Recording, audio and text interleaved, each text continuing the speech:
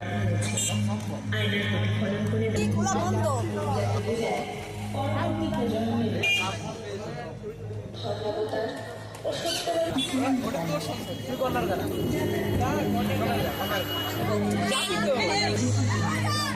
ভগবদ্গীতানুসারে মৃত্যু মানে শুধু দেহের বিনাশ, আত্মার বিনাশ নয়। আত্মা অমর ও অবিনশ্বর, যা শুধু নতুন দেহ ধারণের পর পুনর্জন্ম নিশ্চিত।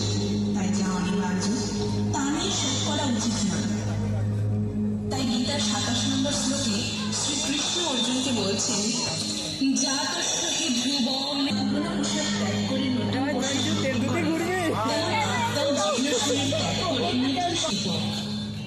অর্জুনকে যুদ্ধের ভয় কাটিয়ে ওঠাতে শ্রীকৃষ্ণ বলেছিলেন, বাসা অনিদেহি। জীবনের উপলব্ধি ও জ্ঞানের প্রতি উপলব্ধি ও আত্মজ্ঞানকে আলোকিত করেন।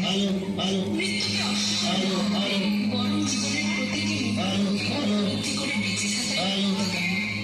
আমরা যেন জ্ঞানের আলোকে আলোকিত উদযাপন করি। আছে বলি উৎসব, কোনো কিছুই স্থায়ী নয়। তুমি কিছু নিয়ে আসনি, কিছুই হারানো যায় না। যা হচ্ছে তা ভালো, যা হবে তাও ভালো।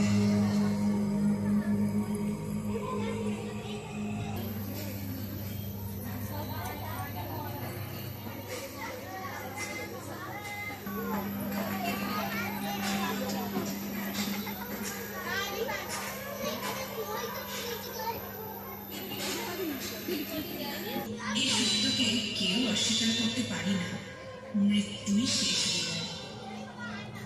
এই শেষ বিদায় ভাবনাকে ফুটিয়ে তুলেছে এবারের সংসদে পূজায় গেছে দেবদূত সংঘ।